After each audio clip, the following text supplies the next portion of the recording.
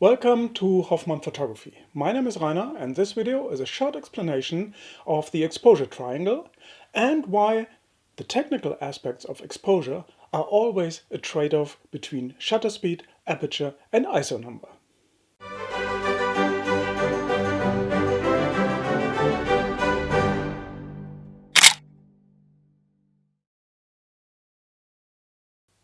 The exposure triangle is like the ABC of photography.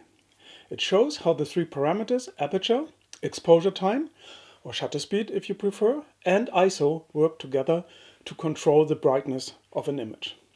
Getting the hang of the exposure triangle helps you to make artistic decisions of how your photos look while keeping them just right in terms of brightness. Before we take a closer look at the exposure triangle, here are two important assumptions for what follows. First, we are talking about a constant lighting situation. There are no changes in the illumination of the subjects. And second, our goal is a properly exposed photo that is neither too bright nor too dark. Okay, let's dive in. The exposure triangle is often shown as an equilateral triangle, where one side lists the f-stops, another side shows the exposure time, and the ISO number is at the bottom. However, it doesn't really matter which side of the triangle the variables are placed on. Note that going from one number to the next, no matter whether it's f-stop, exposure time or ISO, decreases or increases the exposure by one exposure value, depending on the direction. Apart from the exposure, the aperture also affects depth of field, which is the range of distance in the scene that appears sharp and in focus. A larger aperture, smaller f-stop number, creates a shallow depth of field, whereas a smaller aperture, a larger f-stop number, increases the depth of field, keeping more of the scene in focus.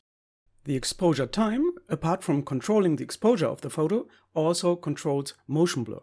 A faster shutter speed freezes motion, while a slower shutter speed may introduce motion blur and/or camera shake when shooting handheld. The ISO number measures the sensitivity of the camera's sensor to light. A higher ISO value makes the sensor more sensitive to light, while a lower ISO value makes the sensor less sensitive to light. High ISO values, however, result in more noise or graininess, but with today's cameras this is of less concern than in the early days of digital photography. Let's assume that this photo was shot with the following values of ISO, exposure time and f-stop that resulted in a correctly exposed image. ISO 200, 1/500th of a second and f 2.8.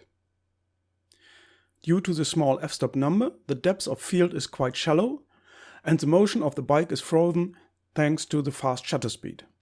The low ISO number results in a noise-free image. If we want more depth of field, we have to stop down the lens, let's say to f11. But then the photo will be too dark by 4 exposure values. We can compensate that by choosing a correspondingly longer exposure time of 1/30th of a second, which brightens the image by exactly the 4 exposure values that we lost when we stopped down the lens by 4 stops. But now we get motion blur due to the fairly long exposure time. If we want a photo without motion blur and with a large depth of field, we have to use a short exposure time and a large f-stop at the same time. To get a correct exposure under these conditions, we need to increase the ISO number by 4 exposure values. This restores the correct exposure, but it introduces some noise. The choice of shutter speed, aperture and ISO is always a trade-off that depends on what the most important aspect of the photo is. Here is a real-world example. This shot of the Ilse River in the Harz Mountains was taken on a rainy day and obviously in a forest, meaning it was pretty dark. For a noise-free image I chose ISO 200. I considered complete depth of field necessary for this subject and that required f22. Consequently, that resulted in an exposure time of 8 seconds and therefore in considerable motion blur in the water. Personally, I like that motion blur, but I know that not everyone does.